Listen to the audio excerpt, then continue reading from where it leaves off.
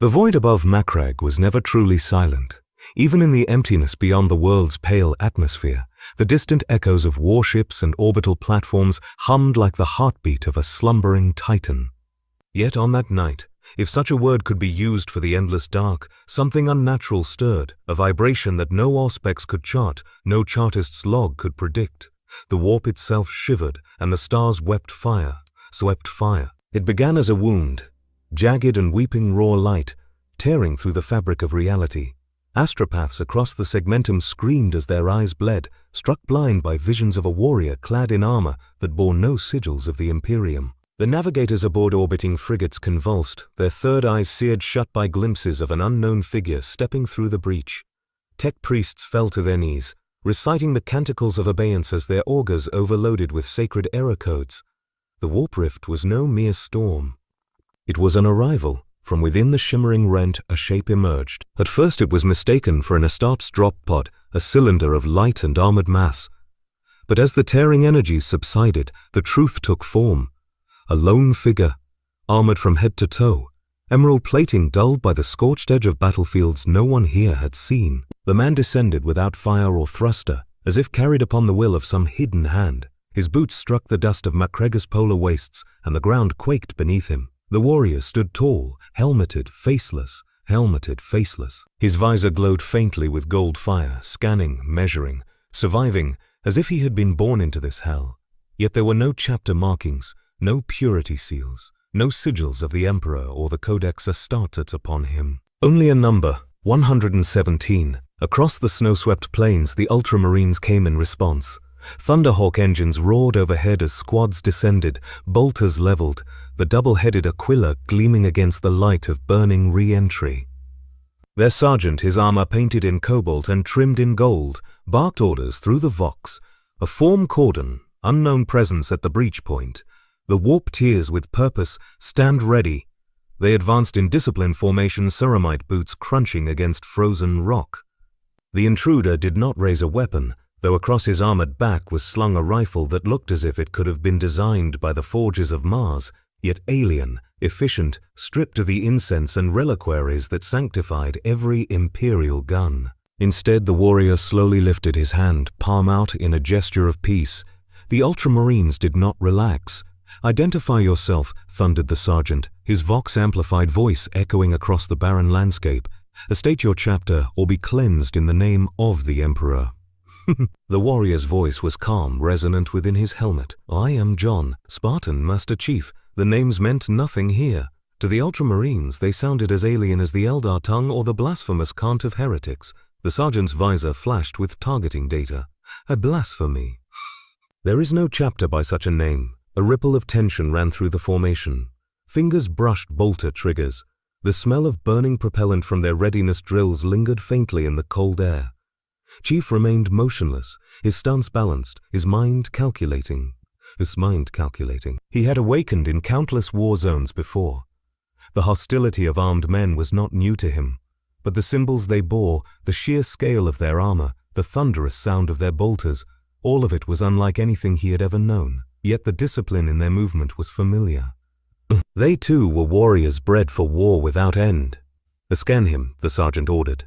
A tech marine stepped forward, mechadendrites twitching, auspex humming with binary prayers. The readings stuttered, spitting out conflicting data.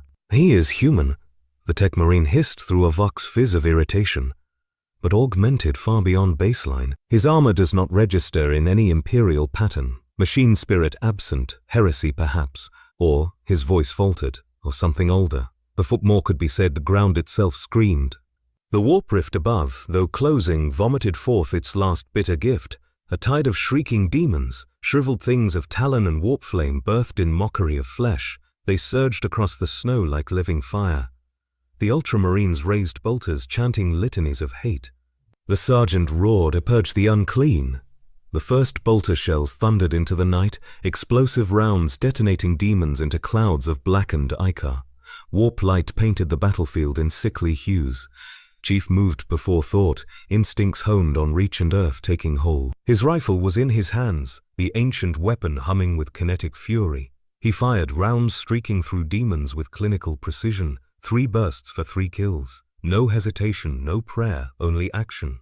The Ultramarines glanced in grim surprise as the unknown warrior fought at their side, his movements precise, his resilience unnerving. A demon leapt, claws screeching against ceramite, only for Chief to seize it mid-air and drive it into the ice with enough force to shatter bone and warp spawn alike.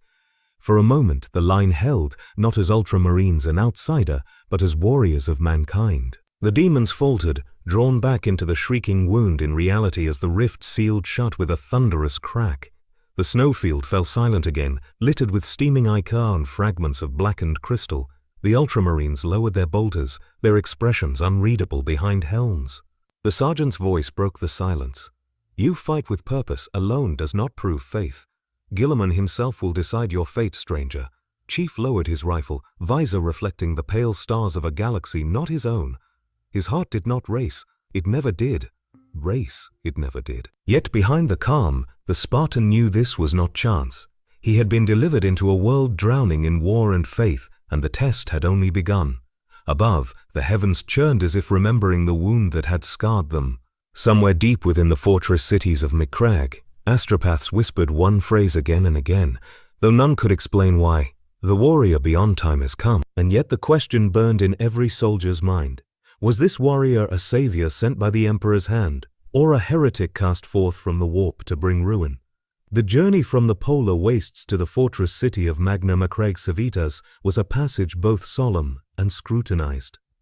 The Thunderhawk gunship that bore Master Chief roared through turbulent skies, its engines thrumming with a cadence older than the Imperium itself. Within its steel confines, the Ultramarines sat in silence, bolters across their knees, eyes fixed upon the stranger clad in armor not blessed by the machine god. Air was thick with the tang of sanctified oils, and the faint incense of litanies whispered before flight. Chief sat motionless, his posture disciplined, hands resting on his knees, weapon holstered at his side. He had endured transports of every shape, Pelican dropships, Covenant carriers, Forerunner constructs, but never one infused with prayer. These warriors were not soldiers in the way he understood. They were zealots armed with the trappings of gods, their silence heavier than any war chant. The sergeant at last spoke, voice rumbling through the vox. You will be judged, outsider. Speak not unless commanded, but commanded. Deceive not, for the eyes of Ultramar see through lies. Chief inclined his head slightly. I understand. The sergeant's helm betrayed nothing. You claim no chapter, no codex. Then you are as rootless as the heretics who gnaw at the Emperor's walls. Chief did not reply. There was no point in protest. He had learned long ago that actions weighed more than words. Yet his mind calculated possibilities. Disarmament, confinement, execution. If these towering giants chose hostility, even his armor and reflexes could not guarantee survival. Still, surrender was alien to his nature. He would endure, adapt, and when the path revealed itself, act. The Thunderhawk descended into the fortress monastery like a fragment of the sun hurled to earth. Vast gates of adamantine opened with the groaning of titans, revealing a chamber so immense it seemed a cathedral built to house gods, not men. Statues of Guilliman, Primarch of Ultramar, loomed in marble grandeur, each larger than a war machine, eyes cast down in eternal vigilance. Torches burned with sacred oils, casting shadows that seemed alive. The Ultramarines disembarked with disciplined precision, their boots striking the marble floor like the tolling of war drums. Chief followed under armed escort, his presence a disturbance in a place that tolerated no anomalies. Mendihia. Servitors turned their half-metal heads toward him, lenses whirring as if confused by data they could not process. Tech Priest recoiled, whispering binary prayers, unsettled by the silence of his armor's machine spirit. Novices and scribes watched from balconies, whispers spreading like smoke. An unmarked warrior, no sigil, no oath. What judgment will Guilliman pass? At the heart of the hall, upon a dais carved with runes of Ultramar, stood the towering figure of robed Guilliman himself, Primarch returned. His armor gleamed with the light of sanctity, a living legend clad in ceramite and truth. His gaze was the gaze of a god walking among mortals, his presence heavier than the weight of Chief's entire world. Even a Spartan, trained, hardened, bred for resilience, felt the gravity of that stare. Guilliman spoke, and his voice was thunder wrapped in clarity. You are not of this galaxy. I see it in the threads of the warp, in the silence that surrounds you. Your armor is not of Mars, your weapons not of any forge. Who are you? And why do you stand upon my world? Chief met the Primarch's gaze. John, Spartan, soldier of humanity. I fight to protect mankind, the chamber murmured. Inquisitors shifted uneasily, their quills scratching notes that would decide fates. Chaplains whispered prayers invoking the Emperor's light. Guilliman's eyes narrowed. Humanity is endless, stranger. To which do you pledge loyalty? To the Imperium? To the Emperor who guides us? Or to your own broken vision of man?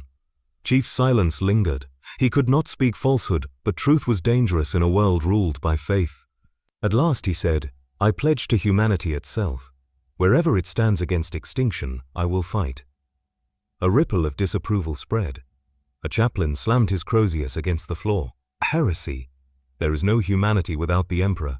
To deny his light is to embrace the shadow. Bolters were raised again, their barrels trained on Chief. Yet Guilliman lifted a hand, and silence returned like a blade pressed to a throat. His expression was unreadable, a mixture of calculation and something rarer. Curiosity. You speak as one untethered to creed, yet not to chaos. Your words echo both defiance and devotion. Perhaps you are weapon, perhaps curse.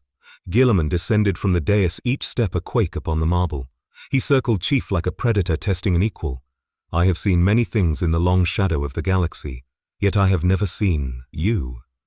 Chief stood unflinching. The Primarch's presence was overwhelming, but fear was a weapon he had long discarded. His visor reflected the golden fire of Guilliman's eyes. At length, Guilliman turned. He shall not be destroyed, not yet.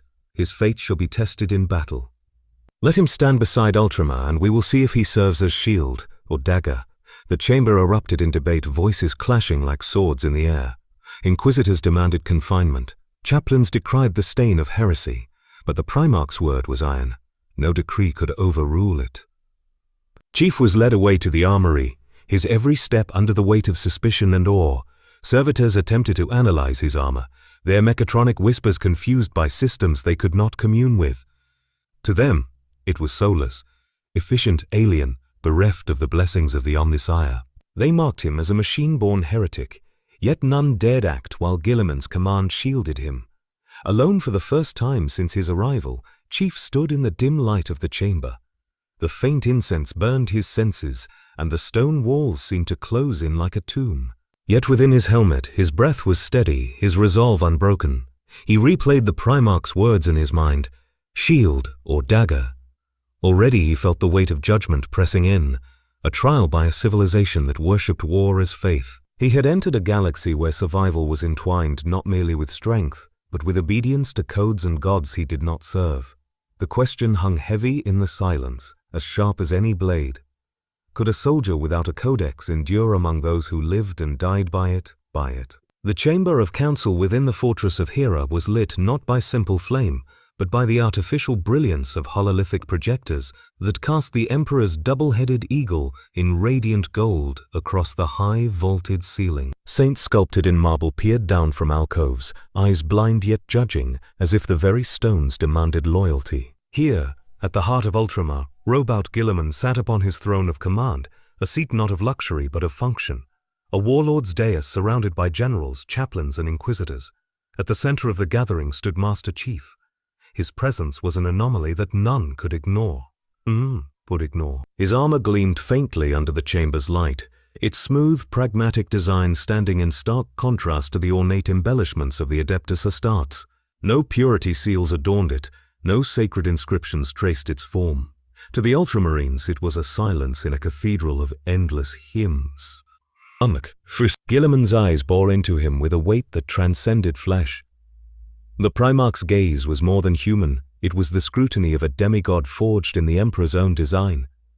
When he spoke, the chamber quieted, for even the highest lords present dared not speak over him. A John designation Spartan, you claim to fight for mankind, yet you bow to no creed, no emperor, no codex. Tell me, what compels you? Why do you carry war upon your shoulders? Chief's visor reflected the golden light, hiding the storm of calculation behind it. His voice emerged calm, even stripped of all but purpose. I was trained from childhood to be humanity's shield, to fight the wars others could not. My duty is survival, ours not mine. The chaplain at Guilliman's right snarled, crozius raised like an executioner's hammer. A duty divorced from the Emperor is heresy. The Emperor is survival. Without his light, you are nothing but a soulless machine. Chief said nothing. Silence in his world was often sharper than reply. Guilliman's hand lifted, silencing the outcry. The Primarch leaned forward, his immense form a living monument to war. You fight with conviction, yet without faith. In this galaxy, such conviction is a fragile thing. The warp preys upon the faithless, corrupts those who walk without anchor. Chief's thoughts flickered briefly to Cortana, to AI companions whose presence had once steadied his path, to the uneasy, fractured but unyielding. He had been anchor enough before. Could he be again in this storm of gods and demons? I do not need faith to fight, he said simply. I need only the mission. The chamber erupted again. Inquisitors hissed of blasphemy, tech priests muttered of soulless constructs, chaplains invoked litanies of purgation. But Guilliman's voice cut through them all like a blade through flesh. And yet, Guilliman said, rising to his full towering height, he does not speak as a heretic. He speaks as one who has bled for his people. Perhaps not our Imperium, but humanity still. I have seen traitors cloak themselves in scripture, and I have seen Xenos mimic faith to deceive. But this warrior, he does not deceive. He is other, a weapon forged outside our order, yet still human. Chief stood still as a statue, yet he felt the weight of those words. For the first time there was no accusation in the Primarch's voice, only measure. Guilliman turned to the gathered council. You demand to know if this man is weapon or curse. I tell you this, we cannot afford to discard a weapon the galaxy itself has delivered to us. The Great Rift scars reality, the Tyranid swarm gnaws at our stars, and the forces of chaos claw at every wall we hold. If the Emperor has sent us an anomaly, we shall use it until its truth is revealed. The murmur ran through the council, a tide of reluctant acceptance and simmering doubt. The chaplain bowed his head, though his eyes still smoldered with fury. The Inquisitors scribbled their condemnations but voiced no further challenge. The Mechanicus tech priests remained transfixed, their augurs still struggling to categorize the alien architecture of Chief's armor. Then Guilliman did something none expected. He stepped down from the dais, his colossal form moving with measured weight, until he stood before the Spartan. The Primarch looked upon him not as a ruler to subject, nor even as god to mortal, but as warrior to warrior. I have fought for 10,000 years, Guilliman said, his voice lowered, meant only for Chief and the nearest of his retinue. I have seen men become monsters, and monsters wear the faces of men. Tell me, Spartan, when the weight of the galaxy bears down upon you, what breaks first, your body or your will? Chief's reply was immediate, unhesitating, neither. Guilliman regarded him with a long silence, then gave a single nod. So be it. You will fight with us. Not as Ultramarine, not as brother, but as ally. You will command in time. But first you will be tested. The chamber rang with the finality of that decree. No protest dared rise against it. Guilliman had spoken, and his word was law beyond the reach of even terror. Chief was dismissed under escort, but the Primarch's eyes followed him long after he left the hall. For all his centuries of wisdom, Guilliman felt a whisper of unease, a tremor not of fear, but of uncertainty. The warp was treacherous, and nothing emerged from its wounds without reason. When the chamber emptied, Guilliman remained alone. He gazed upon the stars through the great stained glass window behind his throne. Beyond those stars the rift burned, a wound unhealed. He thought of the stranger's words, stripped of prayer yet saturated with unyielding resolve. A shield, or dagger, he whispered to himself. Which are you, warrior from beyond time? And in the quiet that followed, even the shadows seemed to hold their breath. The sky over the agri-world of Calth's outer settlements split with fire. Chaos raiders descended like carrion birds, their corrupted dropships bleeding warp flame as they struck the soil. The Ultramarines had deployed swiftly, summoned by distress signals that carried the scent of heresy across the void. But this time, with them came the stranger, Spartan John 117, bearing neither Aquila nor Purity seal. For days he had been kept under watch within the fortress of Hera, his every motion analyzed, every silence weighed against suspicions of corruption. Guilliman's judgment had protected him, but words could only prove so much. The Primarch had decreed that battle would be his trial. And so the Spartan stood now in the belly of a thunderhawk, surrounded by warriors who eyed him as one might a blade of unknown origin. Sharp, perhaps useful, but dangerous to the hand that wielded it. The sergeant-in-command brother, Sergeant Thalos, recited the litany of readiness, his booming voice filling the bay. The Ultramarines responded in perfect unison, their words thunderous prayers to the Emperor, their weapons clutched with reverence. Chief listened but did not join. His creed was silence, his preparation forged in missions without gods. The Thunderhawk shuddered as flak fire tore across its hull. The Vox crackled with the voice of the pilot. Enemy anti-air ahead. Impact in 30 seconds. Stand ready. Chief's visor lit with tactical overlays, mapping trajectories, calculating probabilities. His body coiled not with ritual but with instinct. The Ultramarines rose as one massive ceramite boot striking the deck. Chief followed, taller than many but lacking their heraldry. For a heartbeat the silence before combat seemed endless. Then the ramp crashed open and war was upon them. The Ultramarines surged forth in disciplined lines, bolters roaring like thunder. Explosive shells tore apart corrupted flesh and ceramite alike, chaos cultists screaming as they were reduced to crimson mist. The air burned with propellant and a stench of ozone, the earth trembling beneath the armored charge. Above them corrupted banners of the dark gods fluttered in the smoke, painted in blood and despair.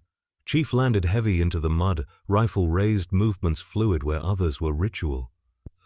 He advanced without hesitation, each shot precise, each kill deliberate. Where bolter shells exploded, his rounds drilled clean, efficient holes.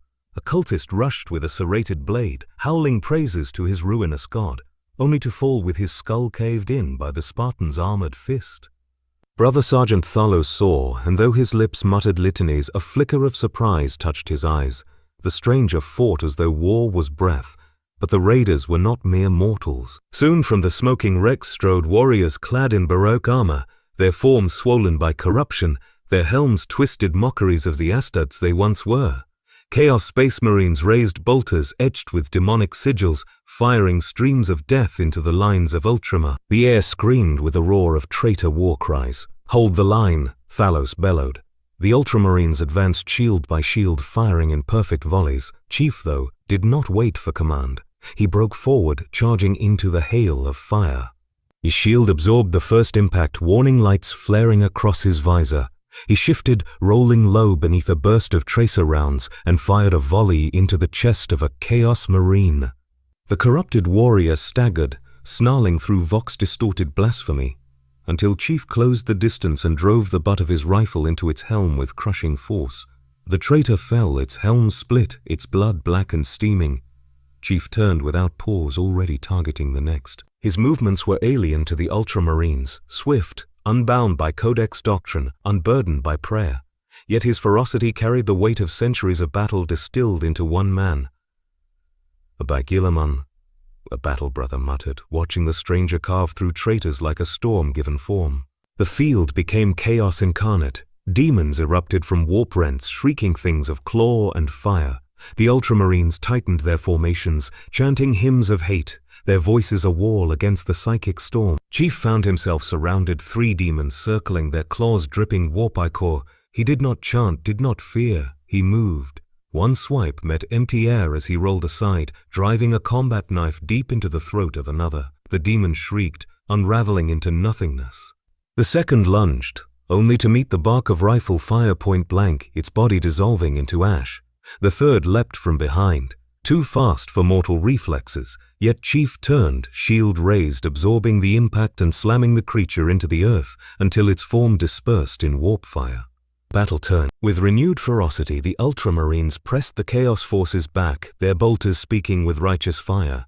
Chief moved among them like a shadow of inevitability, an unrelenting engine of war. Though no litany passed his lips, though no purity seal marked his armor, his presence on the field carried weight. The enemy faltered, uncertain, as though the galaxy itself had conjured a weapon they did not understand. At last, the final traitor fell, his body torn apart by the combined fire of bolters and Spartan rounds. Smoke choked the air, and silence returned to the fields, broken only by the hiss of cooling weapons and the groans of the dying. The Ultramarines stood victorious, their armor smeared with blood and ash. Brother Sergeant Thalos approached, helm retracted, his scarred face grim. He regarded Chief with the eyes of a man who had seen 10,000 battles, and yet still found cause for awe. "You fight without creed," he said slowly. Yet your hands speak louder than your tongue. In battle you are no heretic. Chief said nothing, visor reflecting the burning ruins. To him victory was not glory, only survival. Yet he knew this was no simple skirmish, it was theater, trial and test.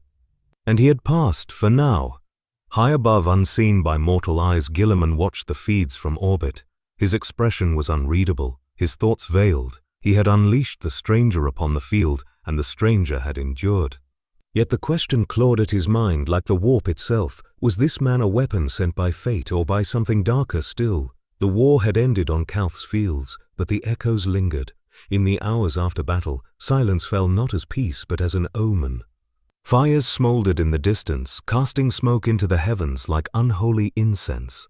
The Ultramarines stood among the dead, offering rites for the fallen, their voices deep with litanies that sanctified blood-soaked ground. Yet even in victory the air was restless, carrying whispers that slithered between the cracks of perception. Master Chief moved among the wreckage, visor scanning, every movement precise. His HUD mapped the battlefield with cold efficiency, yet something gnawed beyond its range, something no algorithm could chart. He had known combat zones haunted by echoes, the stench of plasma-scorched earth, the silence after Covenant bombardments. But this was different. Here, silence was not absence, it was presence. He knelt beside the ruin of a Chaos Marine, its armor twisted, its helm cracked open by his strike. Black ichor steamed where blood should have been. The smell was acrid like burned metal laced with rot. Yet beneath it all he heard something, not sound but the ghost of a voice. Warrior, alone, without creed. He stiffened, scanning with every sensor. Nothing, only Ultramarines moving in the distance, their hymns reverberating across the plain. But the voice lingered like a memory not his own. Brother Sergeant Thalos approached, helm under one arm, his scarred face set grim.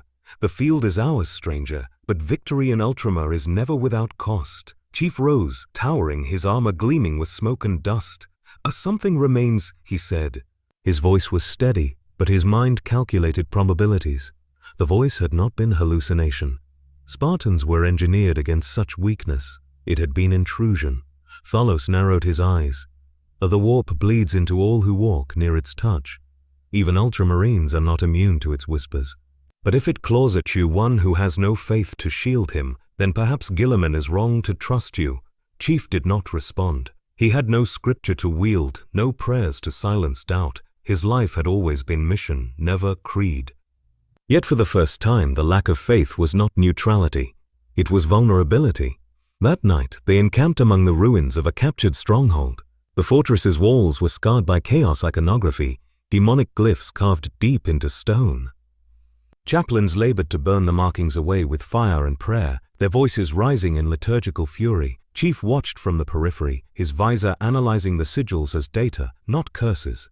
To him, they were patterns, coordinates, constructs. Yet even he felt the pressure of them, the way they seemed to bend the air, to pulse faintly like diseased flesh. As darkness fell, the warp bled closer. The sky grew restless, stars flickering as if swallowed and reborn in an instant. Chief's HUD flickered, data streams momentarily scrambled. He recalibrated swiftly, but unease settled into his mind. His armor had faced MP, plasma bursts, Forerunner fields, but never this, never the slow, insidious press of a presence that sought not to break circuits, but the soul behind them. He stood apart from the Ultramarines, who gathered in prayer, their voices a wall of sound against the unseen. Chief was silent, alone. The whispers returned. You are not theirs. You are not his. You are weapon, and weapons serve the wielder that holds them. Chief's jaw tightened. He spoke aloud, though no one stood near. I serve humanity. The voice coiled, soft as silk, venomous as warp ichor. Humanity serves us all in the end. Your flesh, your will, your victories, they all bend. Why not bend now? His visor blazed red with warning symbols, stress indicators, anomalous readings. But he shut them out. He focused not on creed but on mission. To survive, to fight, to resist. The voice pressed harder, a chorus now rising in pitch. Images clawed at his thoughts. Worlds burning, the Emperor's corpse upon his throne, Guilliman chained in ruin, and beneath it all, a vision of himself, not soldier, not savior, but weapon bent to the hands of darkness. Chief gritted his teeth. He had faced the Gravemind, an intelligence vast and insidious, whose whispers sought to consume him. He had resisted. This too he would resist. I don't break, he growled, voice steady, low, and then the whispers ceased. The silence that followed was thicker, heavier, but empty, for now. When dawn came, Thalos found him still standing, his posture rigid as a sentinel. The chaplain approached as well, eyes burning beneath his skull helm. "You do not kneel," the chaplain said coldly. "You do not pray, yet you did not fall in the night. Perhaps Guilliman is right. Perhaps you are shield, or perhaps you are blade yet to pierce our hearts." Chief turned his visor toward the horizon, where smoke still curled from the battlefields of Calth. "I'll fight," he said simply. "That's all that matters." But in the deepest chamber of his mind, he knew it was not enough. He knew it was not enough. The mission had shifted. He was no longer battling only flesh and steel. Something unseen had marked him, whispering, testing. The warp had noticed him, and the warp did not forget. The fortress of Hera's great chamber of judgment was a cathedral unto itself. Vaulted arches soared high above, carved with the victories of Guilliman and the eternal face of the Emperor, radiant and stern. The chamber smelled of incense and oil, a blend of sanctity and war. Candles guttered along the stone, their light 1,000 trembling stars that cast shadows like specters across the walls. Here, men and legends were weighed, not in strength but in faith. Master Chief stood at the center of the chamber. Chains of adamantine hung loose at his wrists, more symbolic than restraining, for even the Ultramarines knew that if he wished, he could break them. Around him the council gathered, chaplains robed in black and gold, their Crozius arcanum raised like instruments of judgment, inquisitors draped in scarlet, their eyes sharp with suspicion, tech priests murmuring binary canticles as they studied his armor with restless hunger.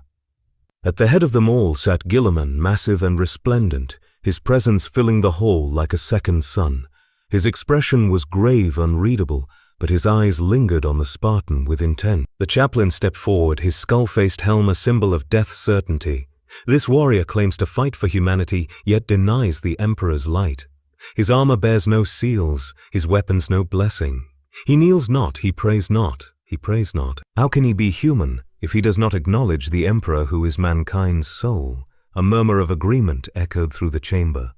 Inquisitors scribbled furiously on parchment, recording every word, every detail. The tech priests hissed their affirmations, voices like static, praising the Omnissiah and condemning the soulless machine. Guilliman raised a hand, silencing them. His voice, when it came, was calm as the stillness before a storm. Words are wind. Faith is proved in action. The stranger will undergo trial, flesh and spirit alike. Chief said nothing. His silence was not defiance, but discipline. Yet inside his mind his thoughts sharpened. He had endured tests all his life, indoctrination, augmentation, battles where survival itself was the proving ground. This would be no different, though the tools were alien, and the judges were gods to their people. The trial began at dawn. He was led into the Sanctum of Ashes, a chamber lined with relics of Ultramars fallen. Their banners hung like funeral shrouds, each marked by blood and purity seals. The air burned with incense, thick enough to sting even through his visor. At the chamber's heart lay the altar of testing, a stone dais surrounded by braziers that glowed with unnatural flame. Chaplains encircled him, chanting in low Gothic, their words heavy with liturgical weight, heavy with liturgical weight. A psyker stood nearby, blindfolded, his skin crawling with warp lightning. He raised his staff and spoke, his voice trembling. "We shall see the truth of this warrior's soul." Chief was ordered to kneel. He did not. Instead, he stood, visor facing forward. The chaplain snarled, but Guilliman, watching from the high steps, raised a hand to stay him. Let him face it in his own manner. The psyker began the rite. His voice became a howl, a vibration that set stone trembling. Warp energy licked the edges of reality, searing the air. Chief felt it immediately. The same whispers from the battlefield now amplified 100-fold. They clawed at him, promising release, power, destiny. "You are weapon," the voices said. "Without creed you are ours. The Emperor has no hold over you. Yield and we shall give you dominion over stars." Chief closed his eyes. Training surged to the forefront of his mind. Resist intrusion, focus, anchor thought. His mission was survival, his purpose unbroken. The chaplains watched, expecting collapse, corruption, mutation. But the Spartan stood still, his body unmoving, his mind refusing to yield. Sweat formed at his temples inside the helmet, but his breathing remained steady, his pulse measured. The voices rose, shifting tones, twisting into familiar echoes. He heard Cortana's voice, soft, insistent. "John, you cannot resist forever. Let them in. For the first time in years his composure trembled. Yet he forced it back, his will clamped like iron. "You are not her," he said aloud. His words cut through the illusion, and the warp shadows recoiled like beasts burned. The psyker screamed, blood pouring from his nose and eyes. The staff snapped, its runes shattering. The ritual circle flickered out. Silence fell. Chief still stood and bowed. Gasps rippled through the chamber. The chaplain lowered his crozius, uncertain for the first time. The tech priests clicked in dismay, their augurs failing to register corruption where they had hoped to find it.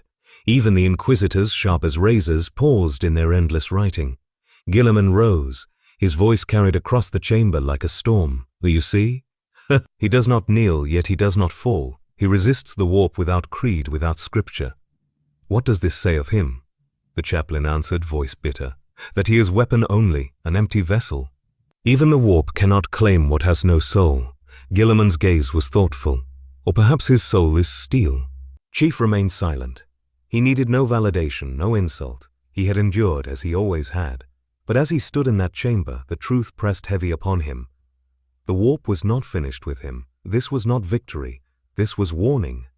Guilliman dismissed the assembly. Though debate still raged, accusations still burned. He alone lingered as the Spartan was escorted away. Alone the Primarch's expression hardened. The warp tests him, and he resists. But for how long? He whispered to the empty hall. The candles flickered, their flames bending inward as though answering his doubt. The Manufactoria of Macragge was a city within a city, a labyrinth of forges and sanctified engines where the Adeptus Mechanicus wove their endless liturgies of steel and fire. The air was thick with the scent of burning incense and scorched oil, a choking atmosphere where men had become half machines and machines half men. Each cog turned in prayer, each spark was a hymn. Here, Master Chief was brought for the next trial. Guilliman himself had decreed it. The Mechanicus would examine the alien war gear of the stranger to determine whether his armor was a relic to be sanctified or a heresy to be destroyed. The forge's great doors opened with a groan of gears the size of fortresses. Red light bled from within, washing across Chief's emerald armor like a baptism of fire. Inside, ranks of tech priests awaited, their robes heavy with oil stains, their limbs a mesh of metal and flesh. Servo arms twitched, mechadendrites hissed, and a chorus of vox throats droned prayers to the Omnissiah. Magos Dominus Carthun, a towering figure draped in crimson and steel, moved forward, his voice a static-laden hiss. Subject identified, non-sanctified armor, non-codified machine patterns. The spirit is absent, blasphemy wrapped in steel.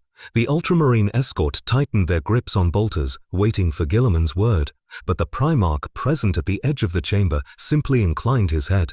"Examine him. Let judgment come not from fear, but knowledge." Knowledge. The tech priests swarmed.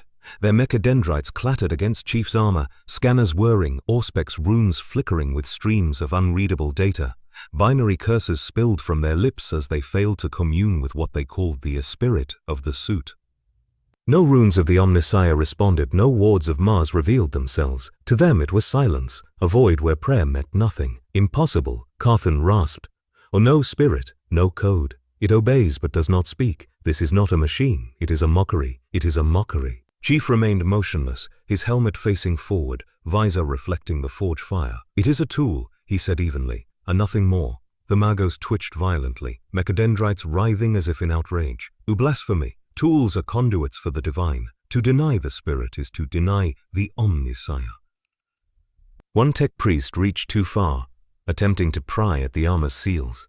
In a blur of motion, Chief caught the mechadendrite in his hand, crushing the metallic limb until sparks burst. The chamber froze, the crack of stress steel ringing louder than any litany. The Ultramarines raised bolters. Bolters. The tech priests shrieked in vox-laced fury, but Guilliman's voice thundered across the forge. "Enough!"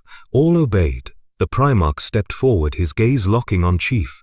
"Release it." Chief opened his hand, letting the ruined mechadendrite fall like a broken limb to the floor. Like a broken limb to the floor. He stood silent once more, unflinching beneath the growing storm of accusation. Guilliman turned his gaze upon the Magos. "What truth do your readings show?" Carthun's many eyes flickered with binary rage. "It is abomination. No spirit guides its workings, and yet it functions. Beyond function.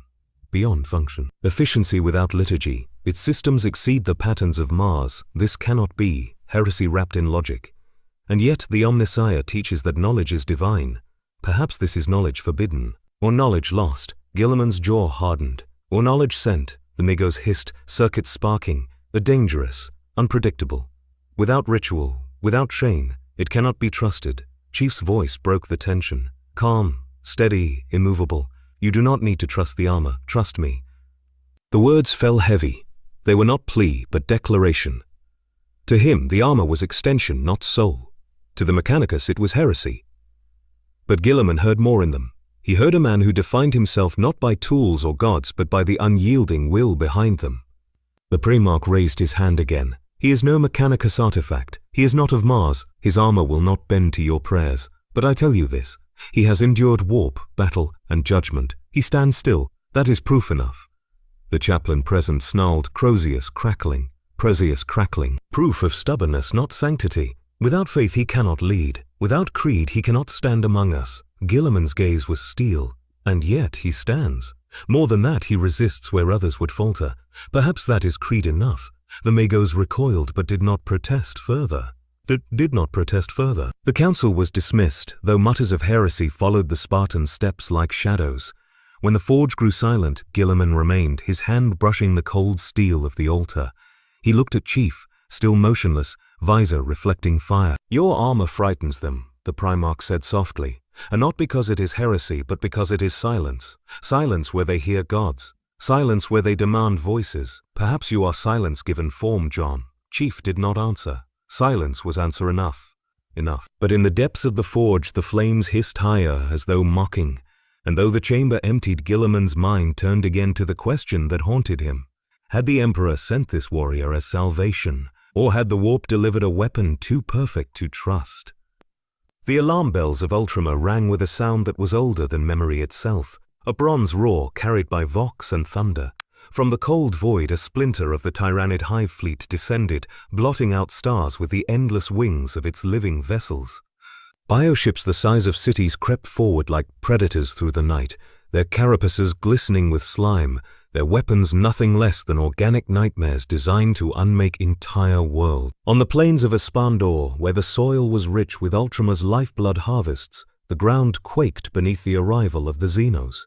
Great living pods slammed into the earth, splitting open like rotten fruit, disgorging swarms that shrieked in alien fury. The Tyrannid tide was awake and the galaxy shuddered. The Ultramarines had come swiftly. Drop pods thundered through the skies, squads deploying in precise formations across defensive lines hastily erected at the colony walls, their banners unfurled, cobalt and gold glinting against the smoke. And among them, like a stranger in the ranks of gods, stood Master Chief. Guilliman had chosen this moment to test him, not in ritual halls or sanctified forges, but upon the anvil of war. Chief was given command of a spearhead force. One company of Ultramarines, veterans seasoned in 100 campaigns. They looked upon him with wary suspicion, bolters clutched in hands that longed to trust only brothers. Yet Guilliman's decree was iron, and no Astartes would dare deny it. Brother Captain Acastus, assigned as second in command, addressed him on the walls of Espandor's fortress. We hold the Agrifield, stranger. If they fall, the hive consumes everything. Guilliman grants you command, but know this. Ultramarines follow the Codex Astas. Fail the Codex and you fail us all. Chief's visor turned toward the horizon, where the first Tyrannid swarms churned the fields into blackened ruin. The Codex is a tool, he said simply. The mission is survival. Adapt. The words unsettled Acastus, but there was no time for argument. The key swarm was upon them. The Tyrannids came in a living wave. Hormagaunts bounded across the soil, claws flashing, their shrieks splitting the air. Behind them lumbered carnifexes, great beasts of bone and sinew, their bodies armored in carapace thicker than ceramite. The sky filled with gargoyles, leathery wings carrying them over the walls in screeching torrents. It was not an army. It was a tide, and tides could not be reasoned with.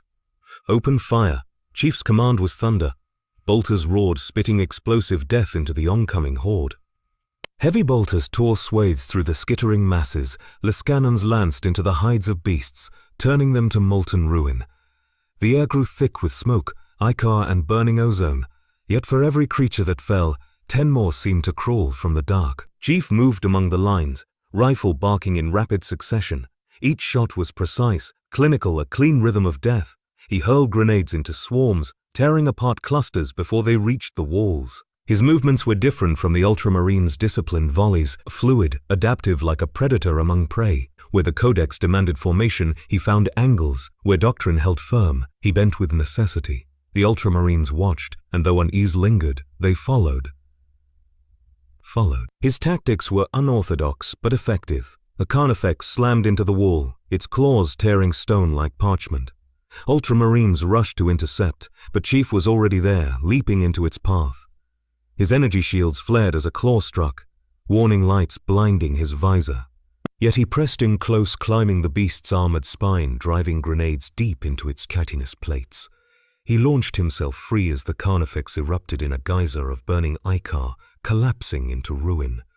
Acastus stared, awe and doubt warring in his eyes. He bide Guilliman. He fights like no man knoweth starts. But awe could not halt the tide. The Tyranids pressed harder, larger creatures emerging, hive guards spitting bioplasma, monstrous trigons tearing through soil to erupt within the walls. The fortress shook under the assault, its defenders forced into brutal melee. Chief's visor scanned with ruthless calculation. He saw the rhythm of the swarm, the pulse of the hive mind pressing its children forward.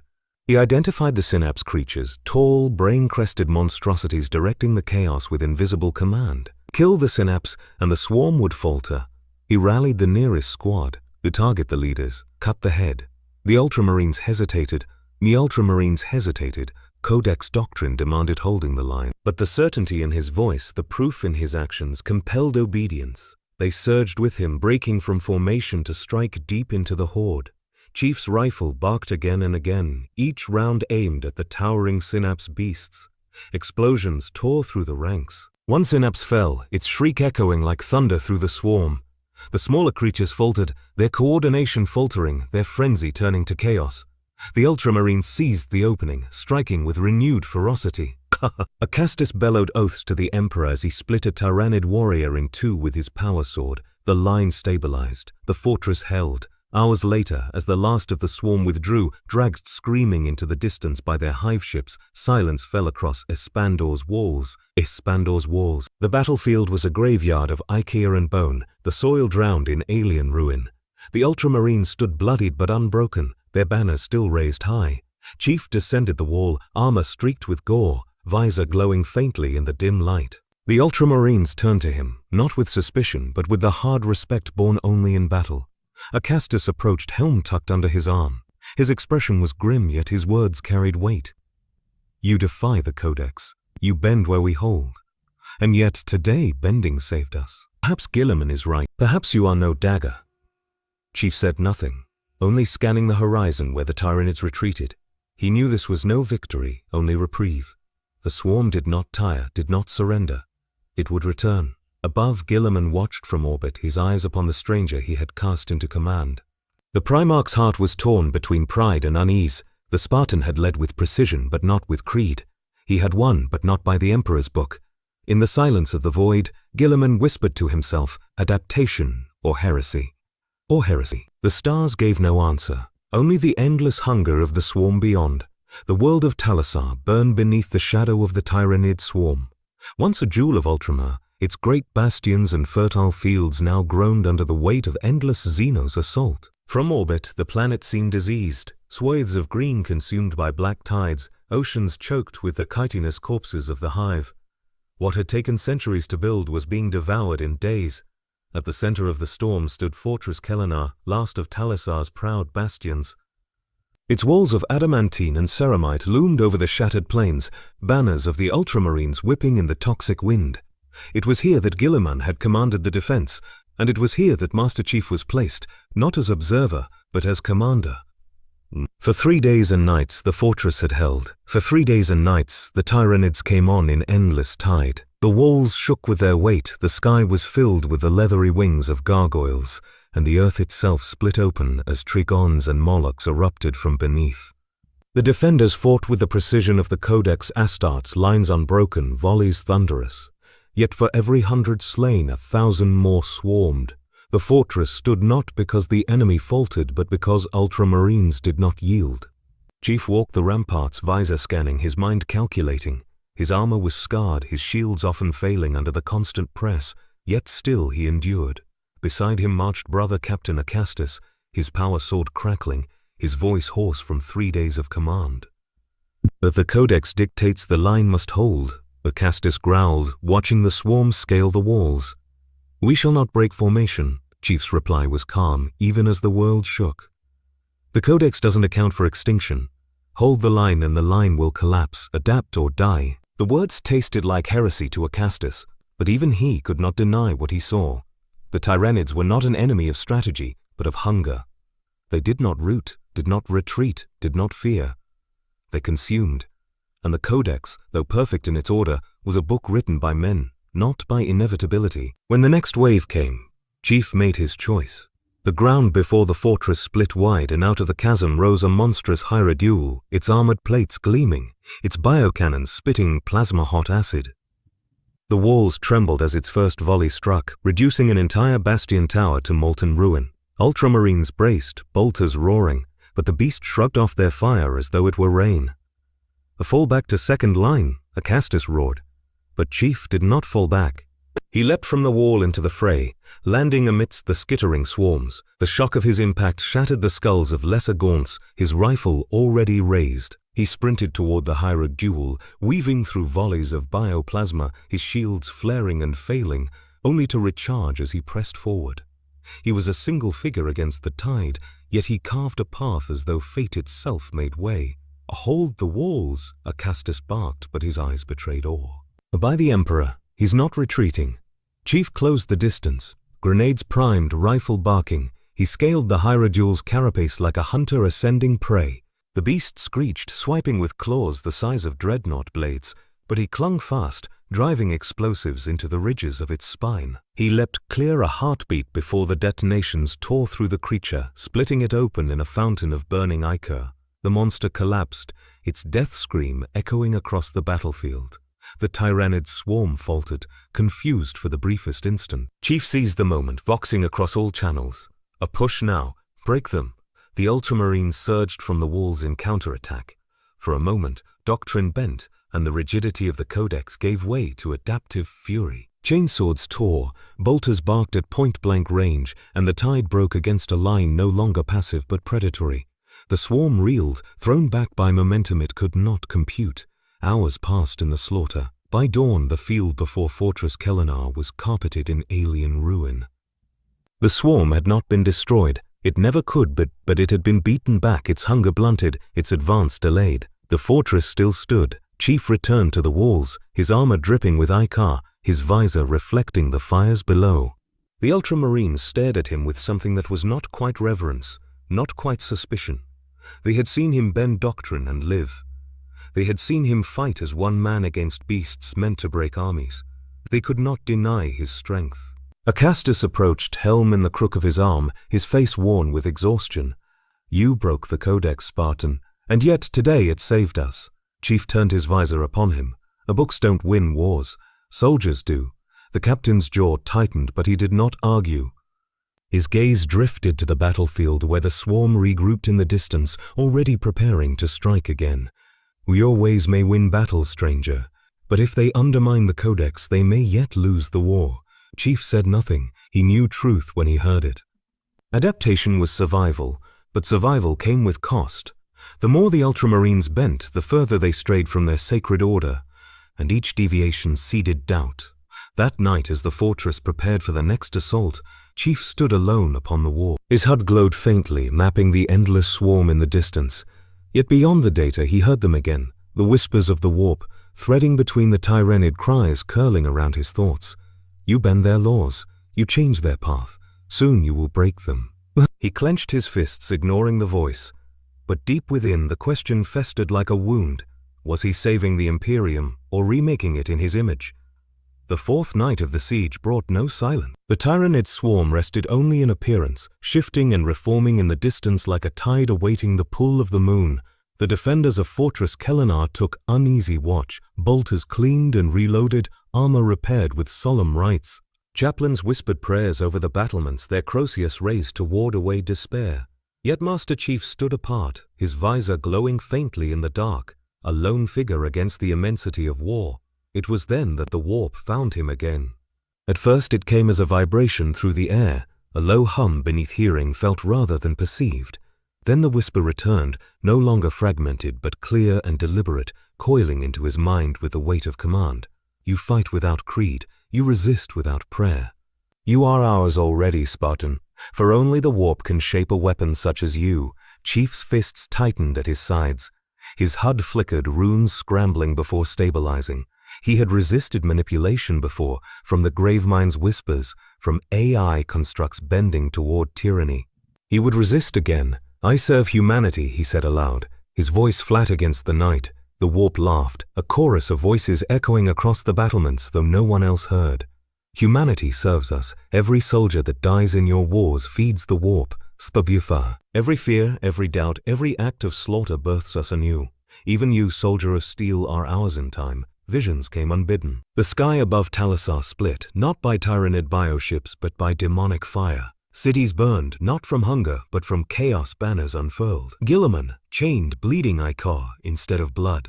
And himself, John, the Master Chief, leading warriors not in ceramite, but in corrupted armor, his visor glowing with warp fire as demons roared his name. He forced the visions back, anchoring himself in reality.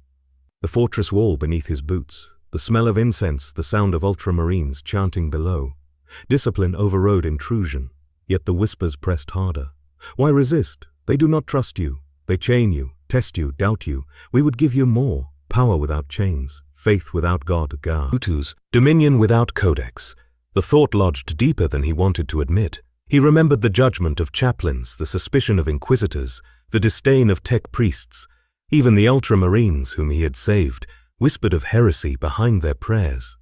Guilliman alone had spared him, but even the Primarch's eyes had carried uncertainty. Here, among brothers of war, he was still alone. The warp voice shifted, softer now. You have always been alone, chosen young, stolen from the cradle, made weapon, not man. Do you truly fight for humanity, or only because they forged you to? The question struck deeper than any blade. He remembered Reach, Earth, the comrades lost in fire. He remembered Cortana's fading voice whispering that he was more than what they made him. Yet he had never believed it. He was a soldier, he was function. Perhaps the warp knew truth, not lies. He muttered. I chose, but the voice coiled tighter. Did you, or did you simply obey? Even now you obey Guilliman. You obey his wars, his orders. His orders. You obey without question, because obedience is all you know. But we, the voice swelled like thunder, filling his skull until his breath caught. We would let you command destiny itself. Chief dropped to one knee, not in prayer, but to brace as static tore through his HUD, alarms screaming across his armor. His shields flickered as though under fire. To the guards nearby, it seemed only that the stranger had faltered briefly in exhaustion. They returned to their duties, unaware. But within his mind, the warp pressed on. One word, one surrender, and we will tear the veil for you. You will never be alone again. Humanity will kneel not to gods upon thrones, but to you. Chief rose, every movement heavy, as though fighting not air but gravity itself. His voice steady cut through the unseen storm. I don't kneel. For a moment the voices recoiled, a hiss like serpents burned. Yet as they retreated, they whispered one final seed into his mind. You will. All do in the end. Silence returned.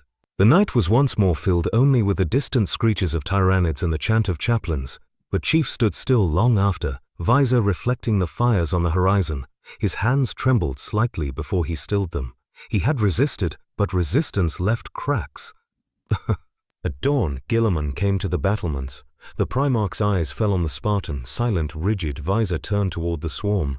You heard it, didn't you? Guilliman asked, his voice quiet, almost human. Chief did not turn. The warp doesn't stop trying. Guilliman nodded grimly. Nor does it ever fail to find weakness, even mine. The Primarch placed a gauntleted hand upon the parapet, his gaze hardening. I can shield Ultramar with walls, with armies, with fleets, but I cannot shield it from whispers. You stand at the edge of faith and void, John. You resist, but how long?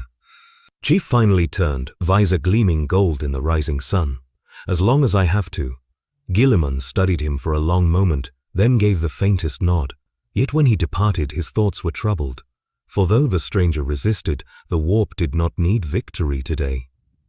It needed only to plant the question, and as the Tyrannid swarm gathered once more, the question remained, gnawing like hunger in the dark. Was Master Chief a shield forged by destiny, or a dagger already in the warp's hand? The dawn over Talisar was drowned in fire. The swarm had returned, greater than before, its will a singular hunger pressing down upon every living soul. Spore pods rained from the sky like falling stars, each bursting upon the fortress plains in showers of ichor and claw. The horizon was a living wall of Tyrannids, gaunts by the thousands, warriors by the hundreds, and behind them the shadows of towering bio-titans, their screeches tearing the heavens. Fortress Kellenar shook as the first impacts struck. The walls trembled, their ancient stone groaning under the strain. Within the bastion the Ultramarines gathered, their chants louder than the roar of incoming artillery. Chaplains led them in litany, their voices ironclad with faith. Amidst them stood Master Chief, silent as ever, visor fixed forward. No prayers left his lips, no blessings crossed his chest.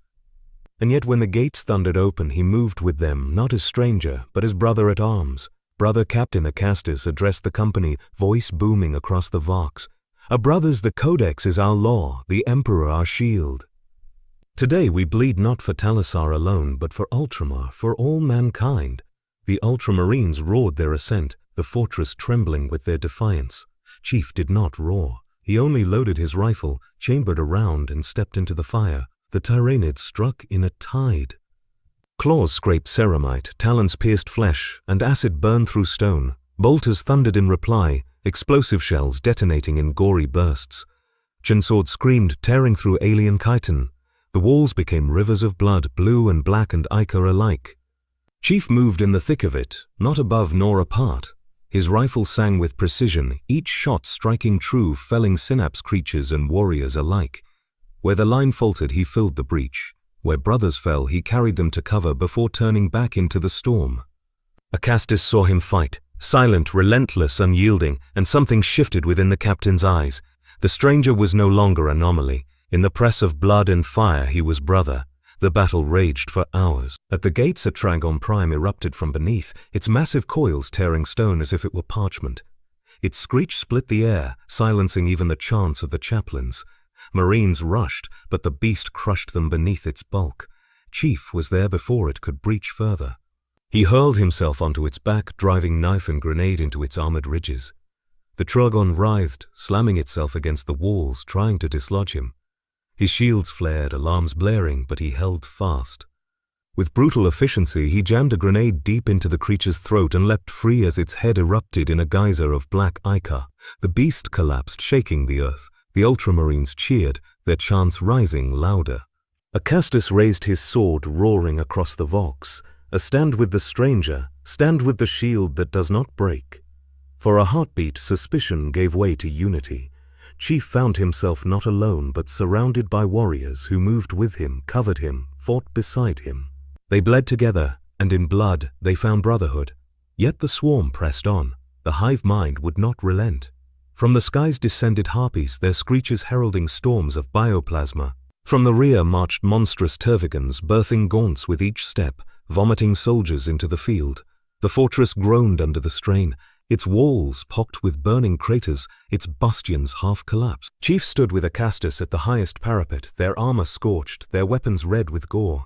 The captain turned to him, face lined with exhaustion but eyes burning still. "You fight as we do, stranger. No, greater. No, great. But tell me this. Why do you endure when even gods falter? What drives you?" Chief reloaded, visor reflecting the swarm below.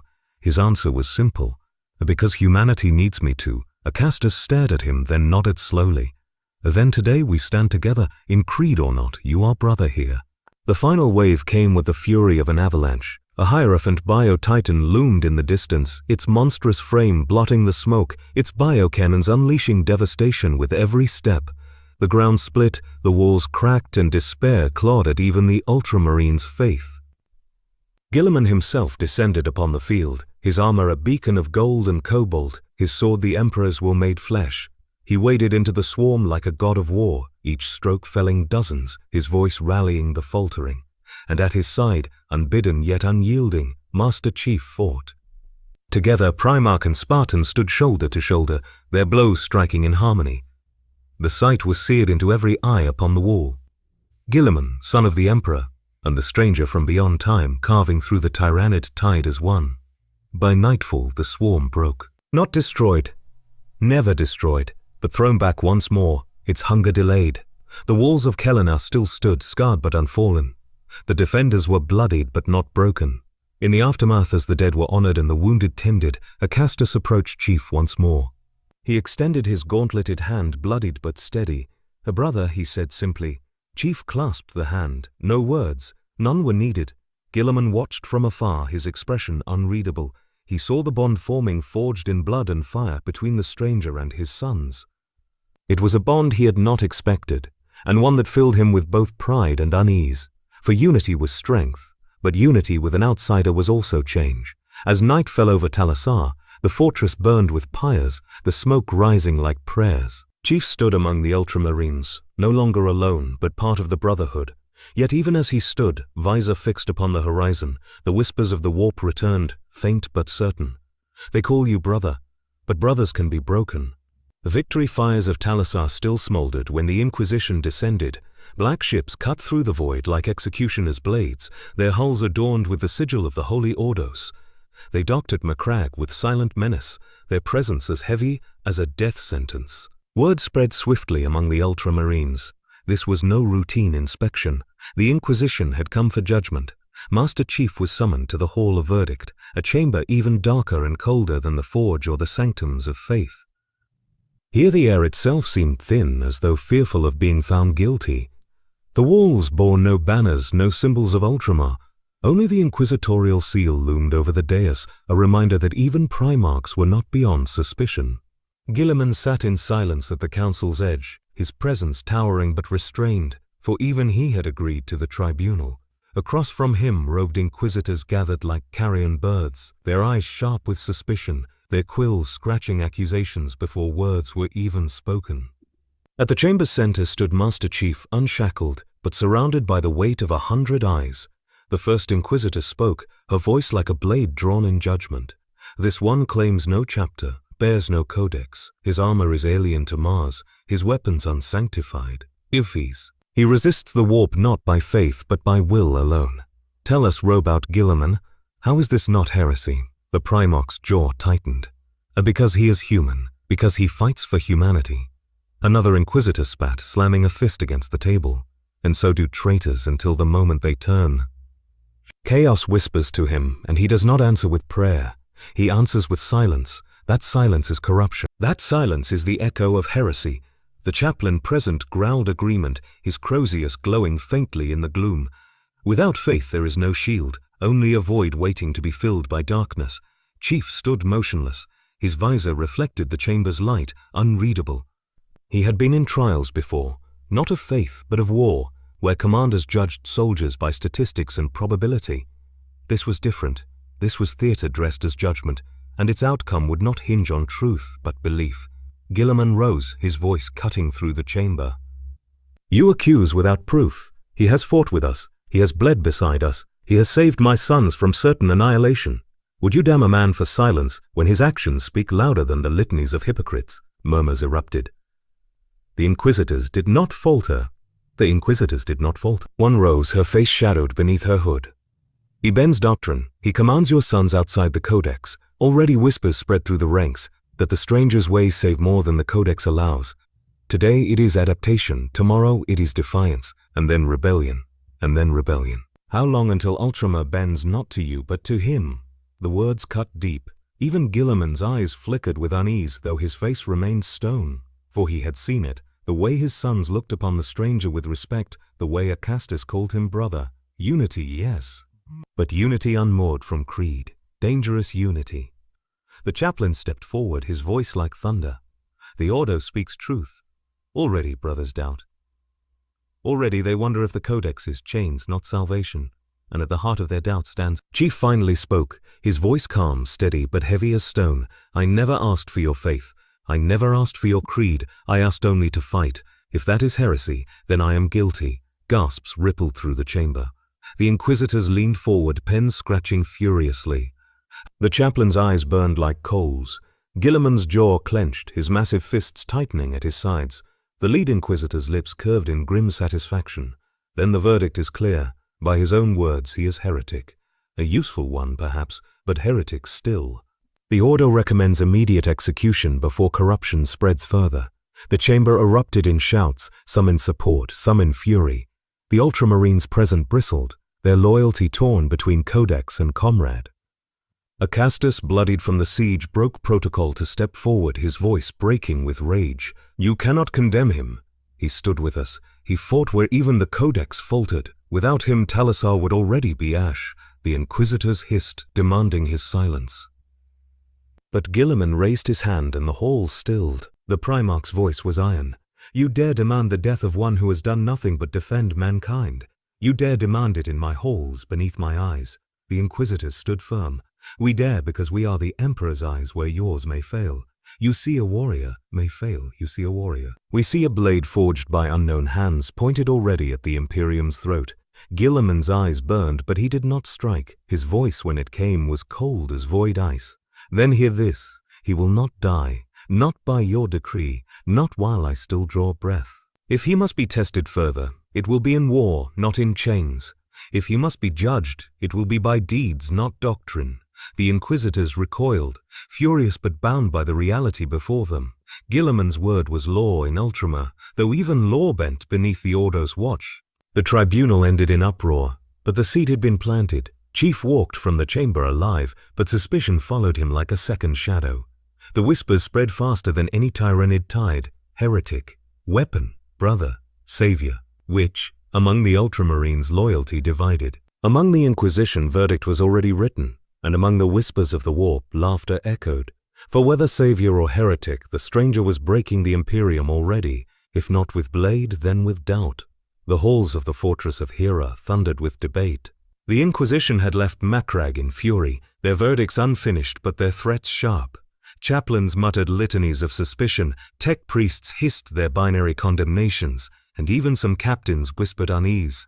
Yet Guilliman had made his choice. He would not let the stranger be judged by parchment and creed. He would let him be judged by war. And war had come again. Astropathic choirs screamed in unison as visions of destruction tore through their minds. The tyrannid swarm had split, converging upon Ultramar's heart. A splinter tendril moved toward Calth, another toward Ajax, and one, the largest, toward Macragge itself. The walls of the realm of Ultramar groaned under the weight of inevitability. Guilliman summoned his commanders, his armor gleaming with sanctity, his presence filling the stratagem with the authority of a god. Hollow maps flickered with red tides consuming blue worlds. The captains stood in solemn silence, each awaiting command. At the chamber's edge, apart from them all, stood Master Chief. The Primarch's gaze swept across the council before it landed on him. This is no mere battle. This is survival. To falter now is to consign millions to the swarm's maw. And so Guilliman's voice hardened like steel. "I named John 117 to command the defense of Espandor and its surrounding systems." Shock rippled through the chamber. The chaplains erupted in protest, their croziers raised in fury. "A stranger, a heretic without creed, you would grant him command of Ultramar's sons." The captains shifted uneasily, some nodding, others bristling with anger. Acastus spoke first, his scarred voice steady. "He fought beside us at Talisar. He saved lives where the Codex could not. If command is given, I will follow." The chaplains roared. "A blasphemy! Foray! Blasphemy!" But Guilliman silenced them with a glance. "This is not about creed. This is not about ritual. This is about survival. The Codex is my gift to the Imperium, but I did not write it for extinction. If John can wield new ways to keep our people alive, then he will command. The choice is mine and mine alone." All eyes turned to Chief. He stood motionless, visor reflecting the crimson hollow map of the tyrannid swarm. He had not sought command, he had not sought trust, but war had always placed him where no one else could stand. At last he spoke. "If I take this command, I don't follow the Codex. I follow the mission, my way, no prayers, no doctrine." A heavy silence fell. For some, those words were nails in a coffin. For others, they were liberation. Guilliman's gaze never faltered. "So be it, so be it. Then we shall see if your way can hold against the tide." The decision was sealed. Within hours, preparations began. Fleets were mustered, strike forces gathered, Manufactoria churned with weapons and armor. Chief stood at the heart of it, issuing orders not by liturgy but by necessity. His commands were precise, clinical, adaptive. Squads were deployed not to fixed lines but to shifting choke points. Resources were distributed not by tradition but by efficiency. To some it was madness, to others it was revelation. Acastus approached him during the muster, helm tucked beneath his arm. "You realize what this means. If you succeed, you will change us. If you fail, you will damn us." Chief's reply was quiet, steady. "A failure isn't an option." The captain gave a grim smile. Spoken like an ultramarine, though you'll never admit it. The fleets departed soon after, their engines lighting the void with blue flame. Chief stood aboard the command deck of the strike cruiser Valorous Blade, its hololithic maps alive with crimson tides. Around him, officers and sergeants waited, uncertain of the stranger who now gave orders. Deploy the fleet in staggered formation, Chief commanded. Draw the swarm toward the outer moons. Force them into kill zones before they reach Espandor's surface. Ground forces will fall back to secondary bastions when overrun. Don't hold ground that doesn't matter. Survive. Adapt. Kill. The officers exchanged glances. No invocations of the Emperor, no quotations from the Codex, only mission, only survival. Slowly, one by one, they nodded. The battle came swift. The swarm descended on Espandor like a living night, bioships vomiting spores, the void filled with claws and fire. Chief's fleet moved not with rigid precision but with calculated unpredictability. Strike craft darted in patterns the Codex would never allow, their unorthodox maneuvers catching Tyranid vessels off guard. Orbital bombardments carved living rivers into the swarm below. For every ship lost, another flank opened, drawing the Tyranids deeper into traps. Farm. On the ground, the fighting was brutal beyond words. Chief coordinated drop pods with surgical precision, reinforcing crumbling bastions at the moment of collapse, pulling back squads before annihilation, sacrificing ground to preserve lives. The Ultramarines resisted their instincts to hold firm, but as his tactics bore fruit, they obeyed. Slowly survival turned into advantage. Hours bled into days. The swarm never ceased, but neither did the defenders. Chief stood at the center of it all, visor glowing in the command deck's light, his voice calm as orders rolled out. He was not Codex, he was not Creed, but he was command. At last, when the largest synapse creature fell beneath combined bombardment and fire, the swarm faltered. Confusion rippled through its ranks. The tide slowed, scattered, retreating into the void. Espandor still burned, but it stood. Ultramar still breathed. When the battle ended, silence swept the command deck. Then slowly voices rose. Officers saluted. Sergeants bowed their heads. Asceutus, even Acastus, battered and bloodied, knelt. Guilliman's voice came across the vox, heavy with both pride and unease. "You have done what few could. You have saved Espandor. But know this, John, every victory bends the Imperium further toward you. And one day we may find ourselves not at war with Tyranids, but with the question of who commands mankind's destiny." Chief said nothing. He stood visor fixed on the burning planet below, knowing the truth already. This was not just survival, this was change. And change in the Imperium was heresy. The skies of Ultramar burned. From Espandor to Aix, from Calth to Talassar, the Tyranid swarm had struck in endless waves. Yet now, as though the hive mind itself had scented the heart of its prey, the largest tendril of the invasion descended upon Macragge. The realm's crown world, seat of Guilliman's power, became the crucible of destiny. If Macragge fell, Ultramar would wither. If Ultramar withered, the Imperium itself would bleed. Macragge's fortress monasteries thundered with preparation. Banners of blue and gold rippled across the walls. Cannons roared. Fleets gathered in orbit like a steel halo. Agoma. Chaplains led their brothers in oath, their voices rising to the heavens in iron litanies. Yet in the shadows of those prayers, whispers of doubt festered. The Inquisition's accusations lingered, the chaplain's warnings echoed, and at the center of it all stood Master Chief, outsider, brother, heretic, savior. Guilliman summoned him to the stratagem. The Primarch stood over a vast hololithic table, its surface alive with crimson tides pressing against Ultramar's defenses. His face was carved from stone, but his eyes burned with the weight of millennia. "John," Guilliman said, voice heavy, "this is no longer battle. This is soul. The Tyranids are weapon. The warp is whisper. The Inquisition waits for failure. The Imperium itself watches. The way we fight here will decide more than survival. It will decide what Ultramar is." Chief's visor reflected the tides of red. His answer was steady, stripped of doubt. "Then we fight to win. No codex, no ritual, just war." Guilliman's jaw tightened. If your way saves the body but wounds the soul, if survival becomes heresy, Chief did not flinch, a survival first. Souls can't fight if bodies are ash. The Primarch studied him for a long silence. Then at last he nodded. Then command with me. 2 paths, Codex and your way. If either falters, Ultramar dies. The battle began with a roar that shook heaven and earth alike. Tyranid bioships tore into orbit, clashing with Ultramar's fleet. Boarding torpedoes screamed through the void, spilling gaunts and warriors into the halls of Macragge's orbital bastions. The skies above the planet became rivers of fire, ships burning, hulls splitting open, their crews screaming prayers as they died. On the surface, the swarm poured in waves. Spore pots slammed into fields and mountains, disgorging endless tide. Carnifexes thundered across the plains, their roars shaking fortress walls. Hive tyrants descended like gods of alien hunger, psychic storms tearing through ranks of Astartes. The ground itself writhed with burrowing monsters that split stone like parchment. Chief fought where the lines bent most. His rifle barked with relentless precision. His grenades tore gaps in swarms.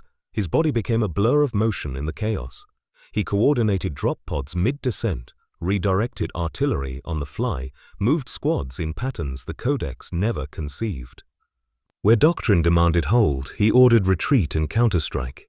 Where ritual demanded prayer, he demanded fire, and the Ultramarines, bloodied but desperate, obeyed. Guilliman carved through the swarm like a god of war, his flaming sword cleaving bio-titans in half, his voice rallying entire battalions. Yet even he, for all his might, glanced at the Spartan and saw something unsettling. Chief was no Primarch, no demigod. He was mortal, and yet he moved with a certainty that bent men and monsters alike. Hours bled into a day, the siege unending. Macragge's walls trembled, bastions fell, the swarm pressed ever deeper. The chaplains cried litanies, demanding the Codex be followed. But the Spartans' way prevailed. Flexible lines bent but did not break. Squads pulled back, regrouped, countered. Losses came, but they were calculated, never wasted. At the height of the battle, the warp pressed through. A psychic storm erupted as a hive tyrant channeled the hive mind's will, its shriek tearing reality open. Demons burst forth amidst the tyrannids, summoned by warp-bleed claws and fire joining fang and hunger.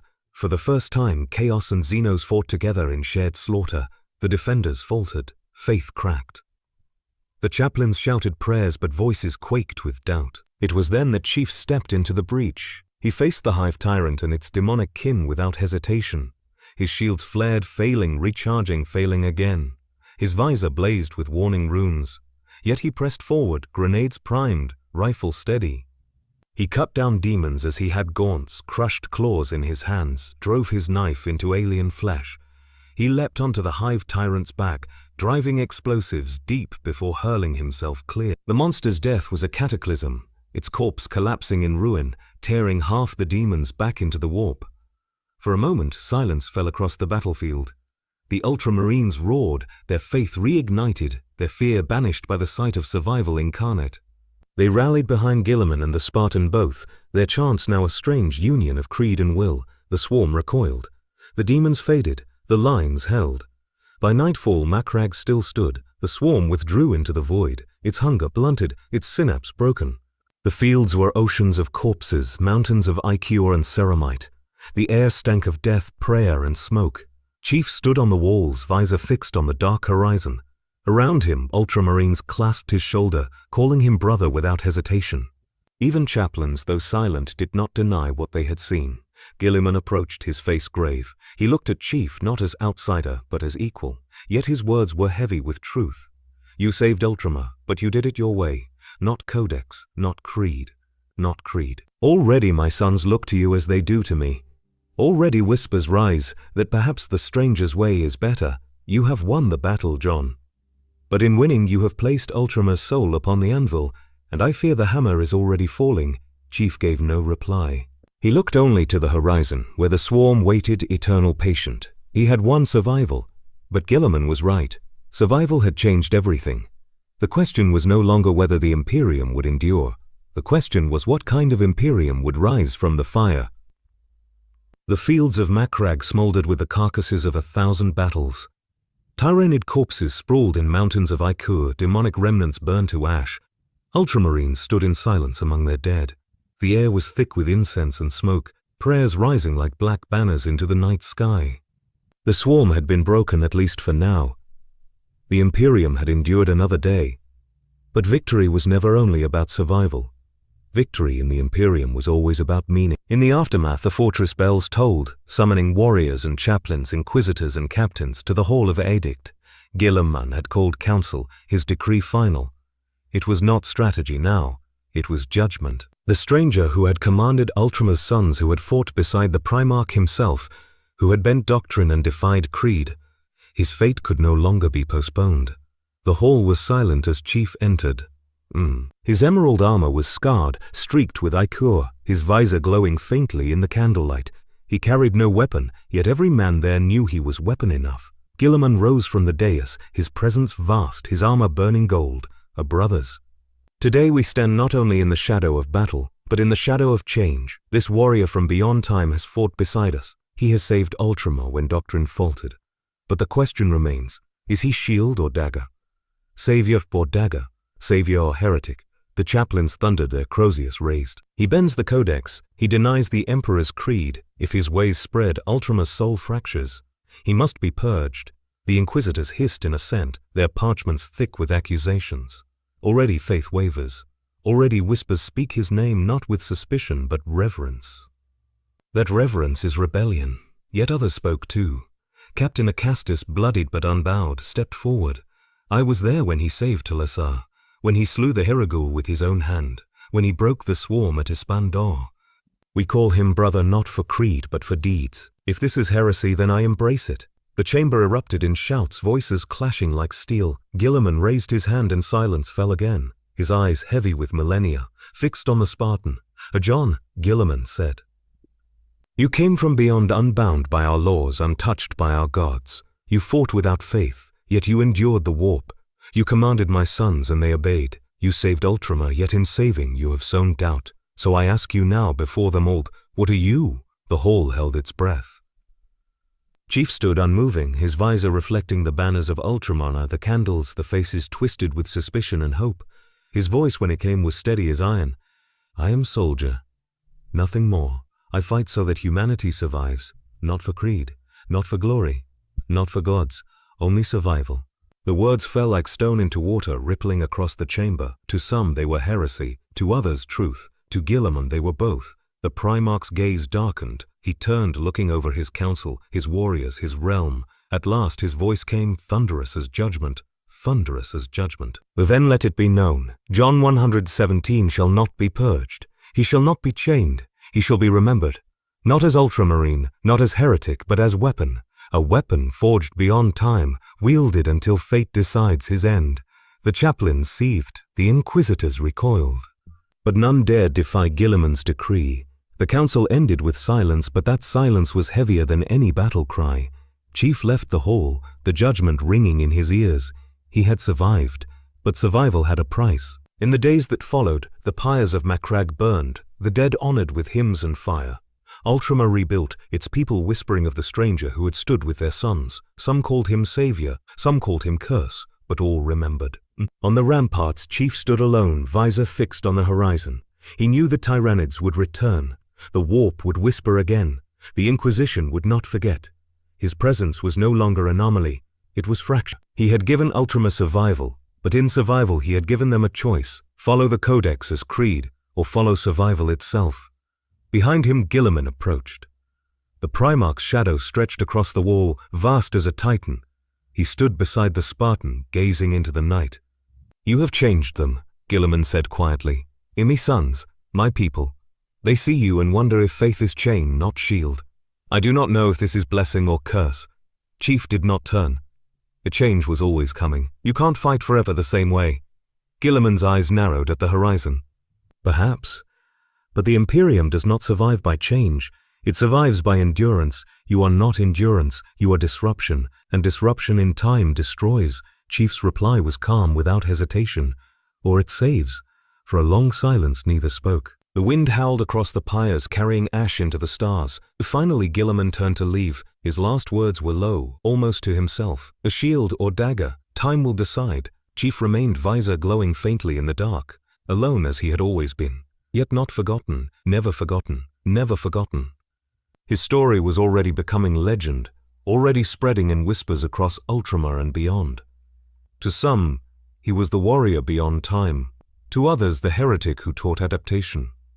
To the warp, he was a crack in the Imperium's faith, and to himself he was only what he had always been, soldier. Weapon, survivor. But the galaxy is cruel. Weapons are always used, and in the grim darkness of the far future, even the strongest shield can become a dagger in the wrong hand. The pyres burned on, casting their glow into the void, where stars died and gods whispered. Humanity endured another day, but the question remained eternal. What legacy would the warrior beyond time truly leave behind, savior or destroyer?